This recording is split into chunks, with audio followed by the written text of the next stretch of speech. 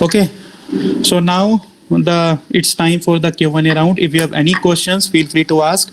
And these are my coordinate is on the screen. You can reach out to me through the LinkedIn or through my email ID, and you can connect for any time post this session also. So if you have any queries, please do let me know. I can also take up simultaneously on the session as well. Yeah, go ahead. The forum is now open for our entire Q&A. So I have a small query. Actually, I'm into my second year of horticulture. And in the first year, I worked on many listed clients. I was in the direct taxation team.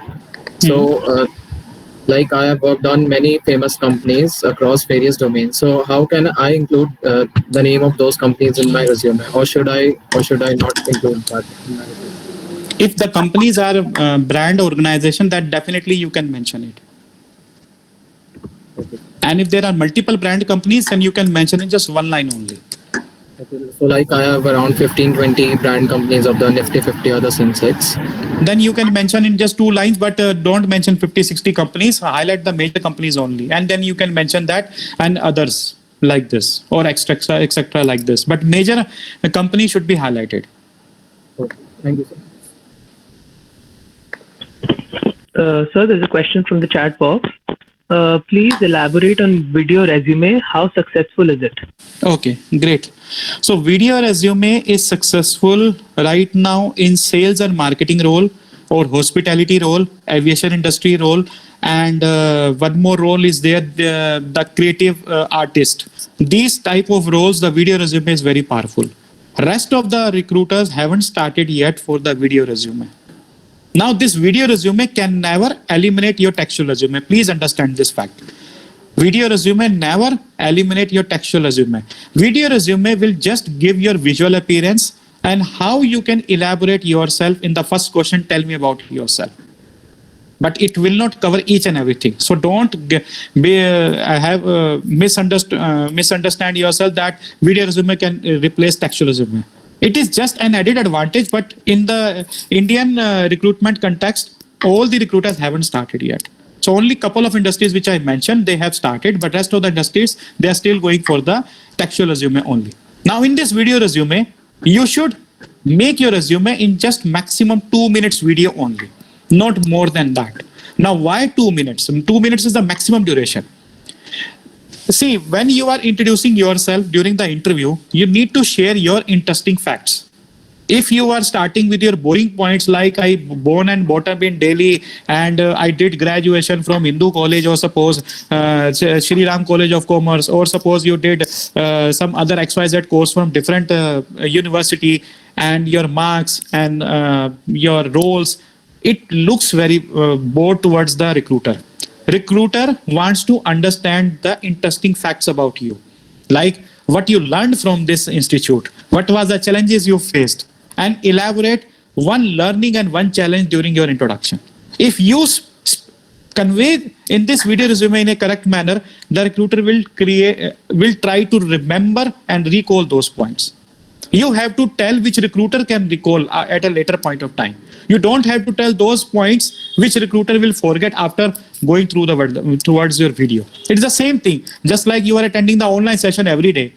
How many points you are able to recall it after your webinar? Out of 100, hardly 2 or 3 points you are able to recall it. Then same is applicable for recruiter. If recruiter suppose going towards 100 video resume copies of each and every 2 minutes, then do you feel that all the recruiters will able to recall those points of each and every 2 minutes? It is not possible. So only interesting fact will be remembered by the recruiter. So just highlight that point into the video resume. One more question I can see. I have a work in different domain during my articleship. Can I mention domain wise in resume? Yeah, you can mention that domain wise. If you have ample space and you don't have any other data point, you can create different buckets like audit, tax and taxation. You can mention those points. But under one bucket, there should be not more than 5 bullet points. And each bullet point should be maximum 2 sentences. I repeat, don't create more than 5 bullet points. Each bullet point should not have more than 2 sentences. So 5 bullet points is equivalent to 10 lines only, not beyond that.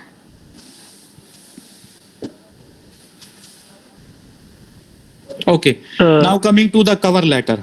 Cover letter is very, very important. Let me highlight that as well.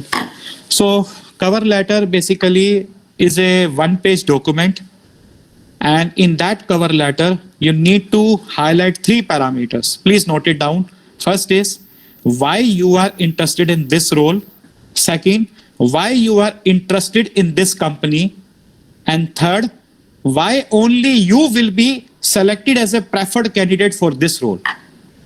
I repeat, why you are interested in this role, why you are interested in this company, and why you will be only considered as a preferred candidate for this role.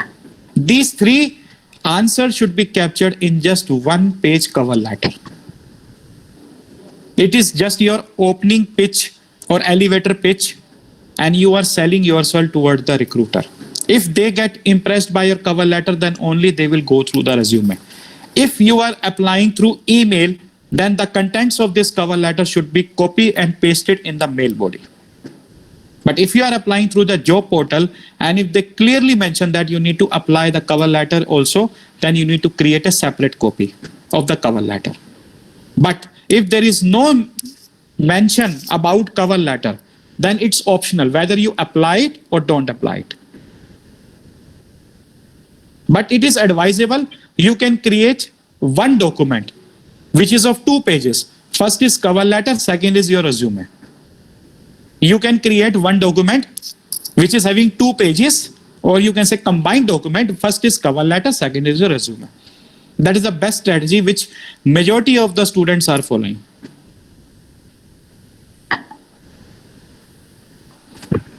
Good evening, sir. I have a question. Can I go ahead? Yeah, go ahead. So right now I've started my career in MBA Business Analytics. So as a business analytics, so what do you think are the skill set or the skills that will set me apart from others? As my summer internships are going to start. Okay, so the skill sets are the tools which you should be aware of. Either you can learn Tableau, Python, R, or SQL. Any tool you can learn, that will be your major point. Second thing, you can specify any project you worked on. Or third, it can be any kind of open certification also, just like which is available on LinkedIn Learning or Coursera or Udemy. That will also create a lot of weightage on your profile. Okay, so thank you for your time. Welcome. I have another question. Yeah. Like, for example, like I'm working with this organization, so this experience would be covered under my like work experience or the position of responsibility. Which experience? Like I'm working with Aspire. Yeah, this will be considered as your volunteer experience or entrepreneurship experience only. Okay. But you need to highlight that what was your accomplishment while associated with Aspire. You just mentioned that you are a coordinator with Aspire. Nobody will give any weightage. You need to be very specific what you did while your association with Aspire. Like you handle the sales part or business development part, or suppose you run multiple portfolio of the webinars, or you bring different speakers, or suppose you increase the outreach of the students, or you have arranged the pre-placement programs for the CA students, or suppose you arrange the jobs for the student, then it will add a lot of value. Okay. Thank you so much, sir. By just becoming a member will not add any weightage on your profile. So, can you tell me about yourself question in HR interview? Can we highlight our articleship experience? Yeah, you can highlight it. If you don't have any other data point, you can highlight it. But if you have so much your extracurricular things, then don't highlight. Talk about only extracurricular achievements only. Thank you, sir. Sir, Chirag Thukral in the chat box is asking, Sir, I am a third year undergraduate student. I am currently confused between the fields of digital marketing and finance. I have done internships in both the fields, which involved only routine jobs. How should I present my resume to recruiters differently for a financial role and a marketing role? Okay. So this question has been asked by who? Chirag. So Chirag, to answer this question, you need to create 2 separate resume, one for financial and second for the marketing role. You cannot create same resume for both the roles. Otherwise, recruiter will get confused and you will lose the opportunity across both the roles. So you need to create 2 separate copies for each role. Second thing is, you mentioned the routine jobs, there is no problem, but you need to highlight the urgency for that role. Like suppose if you are just running the health checkup of your system, or suppose you are just fetching the dashboard or publishing and mail to the different people, then you need to mention the impact. Like after generating the reports, what was the action items, what was the actionable items carried out by your management team? Because report can be read by the senior management team and the leaders. Then what they did after reading those reports, what actions they have taken, you need to highlight in your resume. Just like it's the same thing, na. Suppose there are 3 different routine jobs. Just like you wake up in the morning, you have a morning or evening walk. Suppose you have a 3 times meal, you have the tea, coffee. These are the routine jobs. But why you are doing these jobs, you need to mention that. That you need to study at this particular time. This is the qualitative work I have to carry. That's why I need energy. That's why I'm taking meal. Same thing you need to mention in the resume. If I don't have any branded company, instead of mentioning company name, can I mention the type of industry? Yeah, you can mention that. But most important is the role. What role you have carried out in that industry. Suppose if your company is just startup, you can mention that I am working in a startup based in the e-commerce space, and you can mention what the startup is doing. Then automatically it will add credibility towards your role. Be very specific. If nobody knows the startup, you need to describe what is your startup. Just like suppose you are working in a Paytm. Suppose nobody is aware about the Paytm. Then you can highlight that I am working in the startup, which is a fintech organization in e-commerce space and providing transactions in wallet and bank account. Or you can mention it, you can say e-commerce shopping also. That's how you can describe about your startup.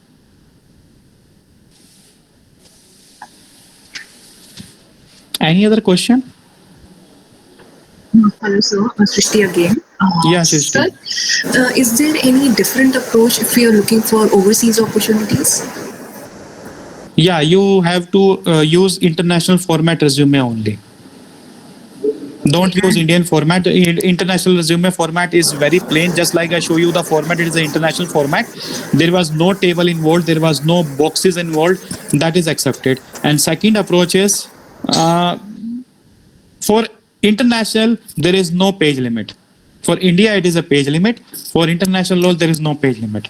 Especially for European countries, you can use 2-page, 3-page, 4-page resume, maximum 4-page resume you can use.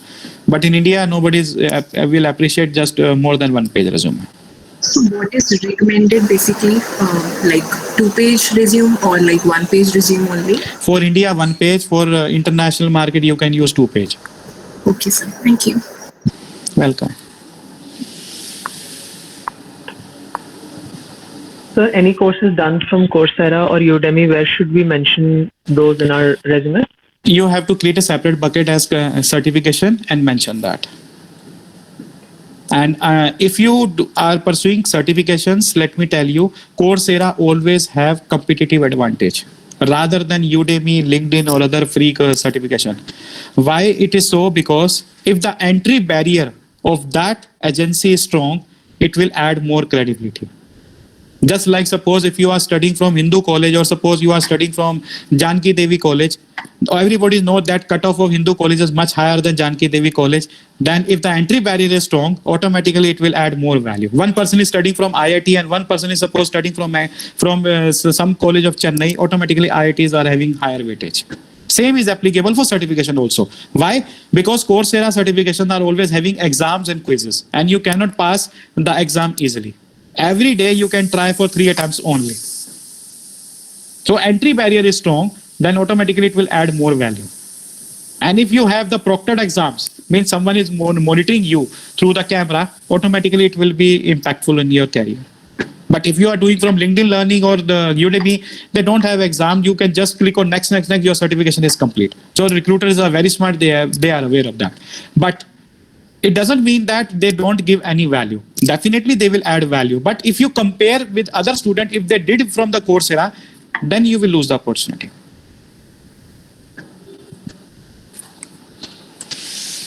Neha has asked one question. Sometimes it happens that job description I have asked for, but should have interaction with the client, etc. So all these details should also be mentioned in the resume. Neha, let me answer this question. job description, you have two components. One is responsibilities and second is expectations from the candidate. Two components are there in every JD. One is expectations, second is job responsibilities. So you have to tailor your resume based upon the expectations. Don't go by the roles and responsibilities. And you have to pick up the keywords and change those lines as per your current resume. Then it will be automatically customized as per the JD. Could you please specify frequently used skills for BA, business analytics industry? You can Google those skills which is used in BA. You can get each and every information. There are so many roles, so many skills are there. Or the best part I will tell you is you just type the JD of that company, whatever you are applying. You can get those relevant skill set. Or you can go through the Glassdoor or Quora. You can get all these details about this. Everything is available. There are multiple roles are there.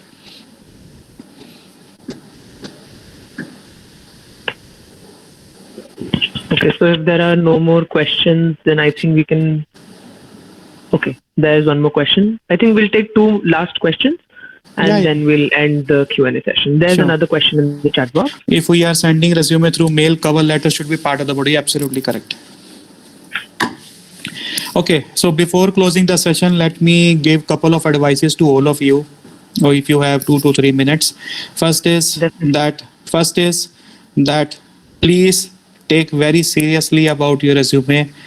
Don't send the same resume with multiple job opportunities. This is the biggest mistake with every millennial is doing that. Means youngsters are doing the same mistake every day. Don't share or forward the resume blindly for each and every role. This is the wrong approach. Every time you have to do the customization. Second thing is, if you are using cover letter, which is optional, it will add more value. Don't feel that cover letter is useless. It definitely adds value. If recruiter don't have time to go through the resume, they definitely decide based upon your cover letter also.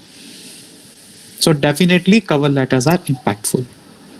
Third is, if you are applying to any company and you are approaching a person whom you never met, whom you never connected in the past, then please be professional and understand the other person is busy.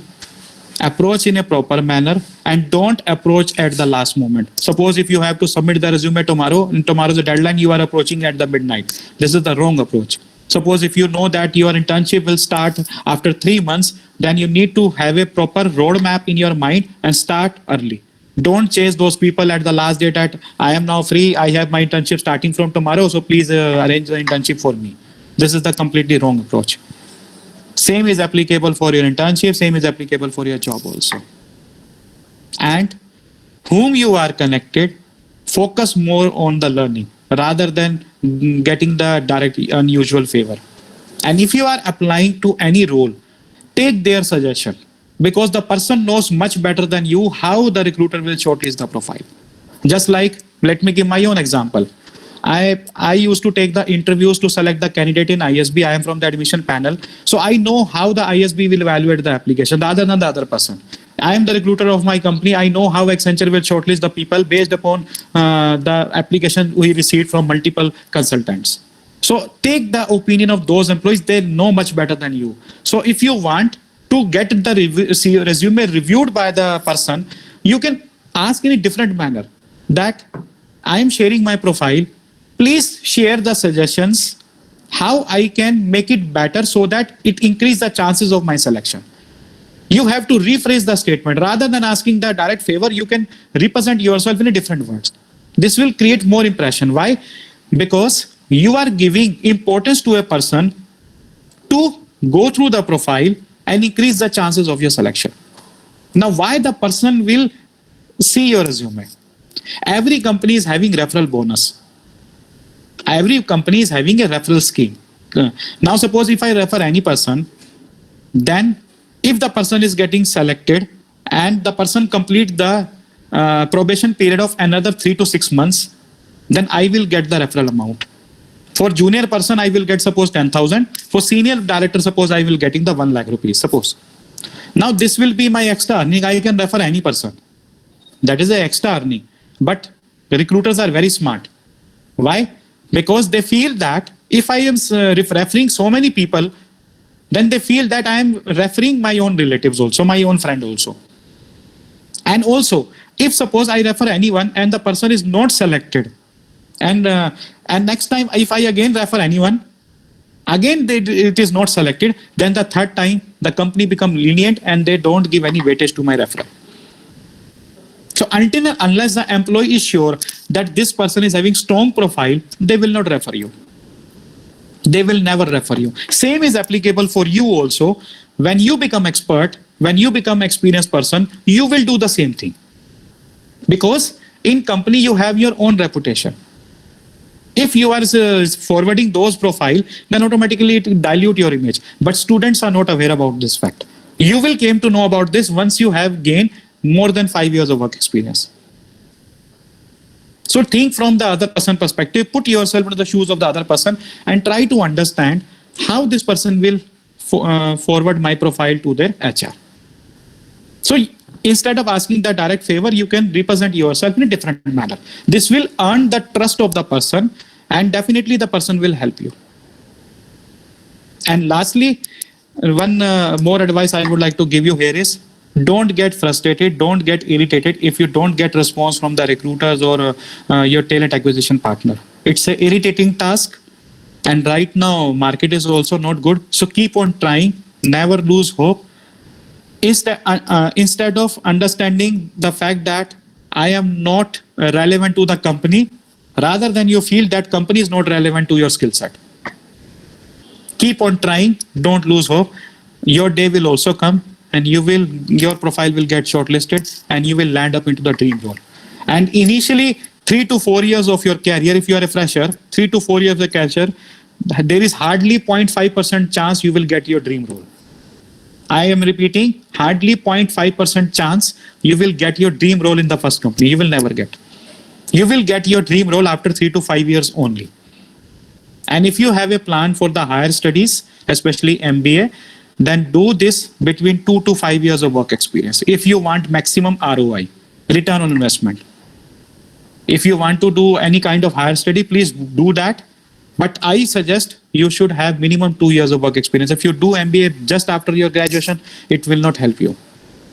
It will not give any significant value. The returns will be low. If you have minimum of work experience of 2, maximum 5, you will get maximum return on investment. You can easily change your role. You can easily switch to different company and different organization, or even on-site opportunity also.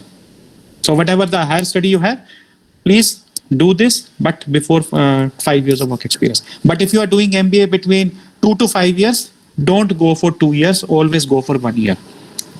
Because within that 5 years, you already become aware about the business processes. So why to waste the 2 years time? Just go for 1 year MBA only. And one most important point in this aspect is, if you are already studied in tier 1 colleges right now, don't do masters from tier 2, tier 3 colleges. Like suppose if you studied from Hindu or SRCC, or suppose you did from Hansraj College, don't do your MBA from tier 2 colleges. Your value of your graduation will automatically lost. Suppose you did your MBA from LBSIM, Lal Bahadur Shastri Institute of Management, or NMIMS, or suppose I am Shillong or I am Jammu, it will not help you. If you are a tier 1 graduate, then you should do MBA from tier 1 B school only. And under tier 1 B school, you have only 5 colleges only. 5 to 6 colleges only. I am naming those 5 to 6 colleges. I am Ahmedabad, Bangalore, Calcutta, FMS, XLRI, and ISB. These are the 6 institutes are there. Don't go beyond these particular institute. If you are doing that, then you are responsible for dilution of your graduation. These things are not aware by any student. That's why I am telling you. Because as a recruiter, we will never consider those degrees which you mentioned if your master's is low as compared to your graduate.